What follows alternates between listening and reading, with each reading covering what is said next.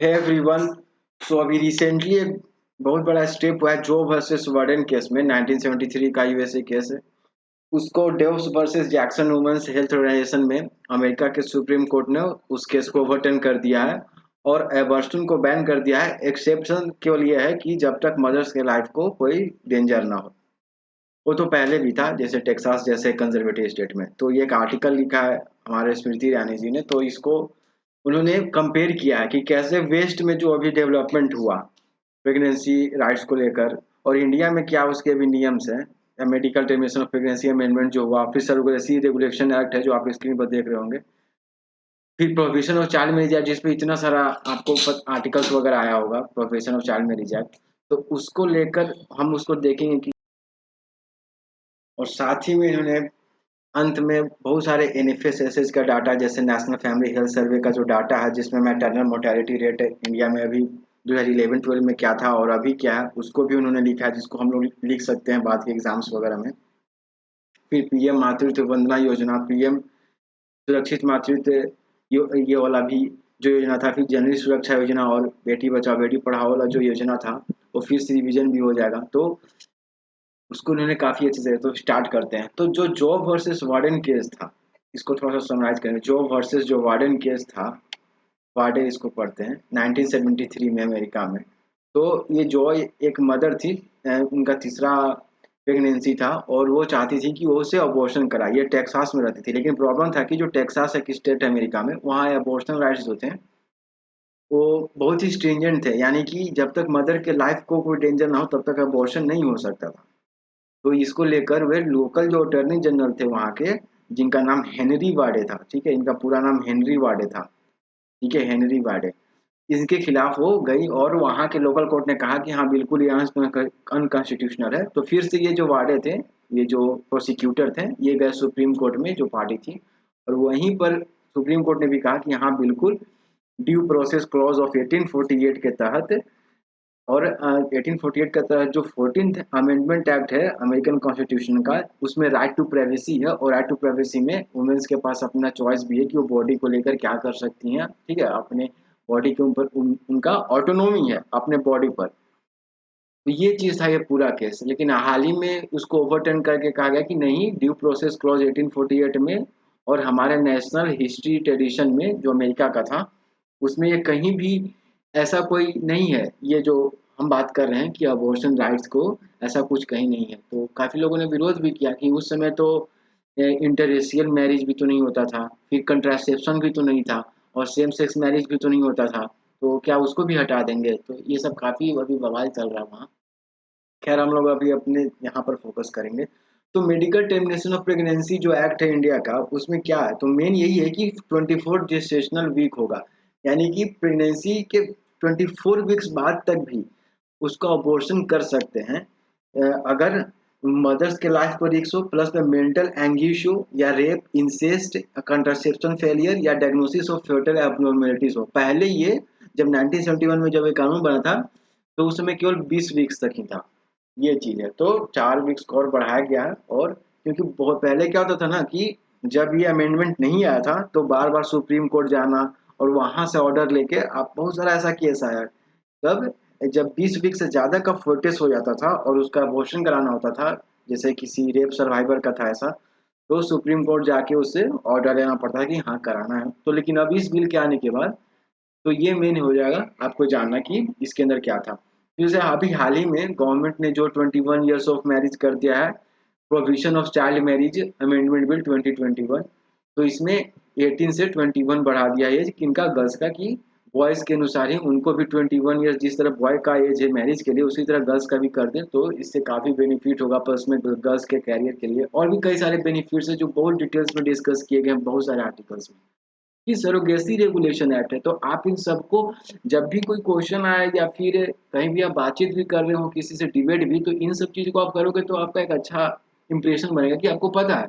तो surrogacy regulation act में क्या हुआ कि जैसे इंडिया जैसे, जैसे हम तो एक डेवलपिंग कंट्रीज है, तो बहुत सारे जो विदेशी लोग आते थे तो वह सरोगेसी के लिए आते थे, मतलब ठीक है, बहुत सारे आने लगे थे। तो मदर्स के उनका गलत इस्तेमाल ना हो, तो इसके लिए क्या किया गया, देखो यहाँ पर है। सरोगेसी रेगुलेशन एक्ट में कहा गया कि एक्ट प्रोहिबिट करता है वह कपल को जो इंडियन ओरिजिन के नहीं है। सरोगेसी के लिए अवेलेबल केवल इंडियन ओरिजिन के ही लोग होंगे, कोई विदेशी फॉरेनर कपल नहीं होंगे। And allows only local with certified medical reason necessitating gestational surrogacy to evolute. और प्लस में ये कारण भी देना होगा उस कपल को जो इंडियन कपल है। फॉरेन कपल तो एवाइल ही नहीं कर सकते हैं, जो कमर्शियल सरोगेसी जिसे कहते हैं उसको नहीं कर सकते हैं, कमर्शियल सरोगेसी को फॉरेन कपल, केवल इंडियन कपल, इंडियन ओरिजिन के ही कपल ऐसा कर सकते हैं। ठीक है, और करना भी है तो प्लस में रीजन देना होगा कि हाँ क्यों करना चाहिए। सरोगेसी मतलब तो पता ही है कि आदि अलग कोई दूसरे वुमेन, जैसे प्रियंका चोपड़ा का जो केस है, ठीक है, प्रियंका चोपड़ा का जो केस है वो इसी का है, सरोगेसी के थ्रू ही उनका जो चिल्ड्रन है वो हुआ है। यानी कि वो जो वुम है वो किसी और वुमेन का होता है। ठीक है, जो फर्टिलाइज एग होता है ना, फर्टिलाइज्ड एग, वो किसी दूसरे मदर्स के ऊम में वो इम्प्लांट किया जाता है। फर्टिलाइज एग जो होता है, जो स्पर्म प्लस ओवम फर्टिलाइज करते हैं, उस एग को दूसरे मदर के ओवम में उसे इम्प्लांट किया जाता है। फिर वो 9 मंथ्स के बाद वो जो बेबी है वो फिर वो पेरेंट्स को दिया जाता है। इसी को सरोगेसी कहते हैं एक तरह से। तो मैं हमने मेडिकल टर्मिनेसी एक्ट, सरोगेसी एक्ट जो था इंडिया में, और प्लस में क्या था, चाइल्ड मैरिज अमेंडमेंट बिल 2021 को देखा। अब आगे बहुत सारे जो वुमेन्स के वेलफेयर के लिए जो काम हुआ है इंडिया में, जैसे प्रधानमंत्री मातृ वंदना योजना। प्रधानमंत्री मातृ वंदना योजना में क्या हुआ है कि जैसे कोई कामगार महिला है तो प्रेगनेंसी के पहले, प्रेगनेंसी के बाद जो जब वो काम पे नहीं जाती हैं तो जो वेज लॉस हुआ है उसकी भरपाई करना है इसके लिए। फिर प्रधानमंत्री सुरक्षित मातृत्व अभियान है, free antenatal care to pregnant women on every 9th day of the month. Antenatal care मतलब जो भी केयर होना चाहिए प्रेग्नेंट वुमेन को हर महीने के हर 9वें तारीख को वो दिया जाएगा फ्री में, प्रधानमंत्री सुरक्षित मातृत्व अभियान के। तो इसको याद रखना है, ये नहीं कि इसको जोड़ देना है उसमें मातृ वंदना योजना। मातृ वंदना योजना में अलग दिया जा रहा है, अलग सर्विस, प्रधानमंत्री सुरक्षित मातृत्व अभियान में अलग सर्विस दिया जा रहा है। ठीक है, और प्लस में अब एक और अभियान है जननी सुरक्षा योजना, किसके लिए किया गया है, इंस्टीट्यूशनल डिलीवरीज के लिए। क्योंकि हम लोग कई बार देखते हैं कि गाँव वगैरह में इंस्टीट्यूशनल डिलीवरीज नहीं होती हैं, वो कहीं से ही बुला के, और आसपास की जो लोकल्स जो महिलाएं इसमें होती हैं, जो ट्रेडिशनली ये काम कर रही हैं, उन्हीं को बुलाया जाता है डिलीवरीज के लिए। तो लेकिन उसमें बहुत चांस होता है, मदर्स को रिस्क होता है, हेल्थ रिस्क होता है। तो इंस्टीट्यूशनल डिलीवरी को गवर्नमेंट प्रमोट करने के लिए जननी सुरक्षा योजना कर रही है। तो ठीक है, प्रधानमंत्री मातृत्व वंदना योजना किसके लिए, वेज लॉस को कंपनसेट करने के लिए before pregnancy and after pregnancy. प्रधानमंत्री सुरक्षित मातृत्व योजना किसके लिए, कि free antenatal care on every 9th day of the month to decrease the financial burden on women. जन सुरक्षा योजना स्टूडेंट डिलीवरी को बढ़ावा देने के लिए। फिर एक लक्ष्य है LAQSHY, ताकि respectful care in labour rooms during delivery under scheme, किसमें, लक्ष्य में। फिर मैटरनल मोर्टेलिटी रेट 167 पर लाख लाइव बर्थ इन 2011 13 से घटकर कितना हो गया 103। तो ये तो अच्छी बात है, बहुत कम, हर 1 लाख थी लाइव बर्थ बच्चे के जन्म पे पहले 167 मदर्स का डेथ होता था, अब केवल 103 होता है 2019 में। तो ये काफ़ी अच्छा है, ये NFS का डाटा है। फिर और NFS का डाटा में ये भी है कि 79% था पहले इंस्टीट्यूशनल डिलीवरी, और 89% हो गया। अब आगे और भी, जैसे बेटी बचाओ बेटी पढ़ाओ अभियान, किसके लिए, तो सेक्स रेशियो को बढ़ाने के लिए ना। ठीक है, और इसमें ये भी है कि इम्प्रूव सेक्स रेशियो 1020 फीमेल पर 1000 मेल, कम से कम इतना रहना चाहिए, ऐसा कुछ इसमें टारगेट है। फिर उज्ज्वला योजना के तहत लेड बल्ब, सॉरी, उज्ज्वला योजना की जगह गैस है ना, LPG गैस सिलेंडर क्या करना, वितरित करना, ताकि महिलाओं को दूर जाकर लकड़ी इकट्ठा करने, और फिर उस लकड़ी से जो स्मोक जनरेट होगा, और या काउडंग जो भी जो काउ उससे बनते थे, तो उस स्मोक से अस्थमा ही होना या और तरह के एयर पोल्यूशन डिजीज होने का खतरा बढ़ता है जैसे जैसे समय बढ़ता है। तो इसको कम करना, और प्लस में वो जो समय आने जाने में जो समय चला जाता है फ्यूल को, वुड फ्यूल को लाने के लिए, उसको किसी और जगह प्रोडक्टिव है कामों में यूज करना, इसके लिए उज्ज्वला योजना, फ्री गैस सिलेंडर जो था। फिर जल जीवन मिशन, इसमें 2024 तक टारगेट है कि हर घर तक जो है वो टैप वाटर कनेक्शन पीने के लिए रहना चाहिए, ताकि पानी के लिए दूर न जाना पड़े, क्योंकि उससे महिलाओं के स्वास्थ्य पर भी असर पड़ता है, प्लस में वो अपना टाइम फैमिली को भी नहीं दे पाती है मतलब, और या कहीं और भी अगर कुछ काम है उनका, कोई जगह काम करने जाती हैं या कुछ उनको सीखना है, तो वो जो समय पानी लाने आने जाने में होता है वो उसको उस काम में लगाएं तो प्रोडक्टिव होगा। तो ये काफी इंपॉर्टेंट है। जल जीवन मिशन केवल पानी देना नहीं है, ये बहुत सारी चीजों को लेकर, समझ रहे हो।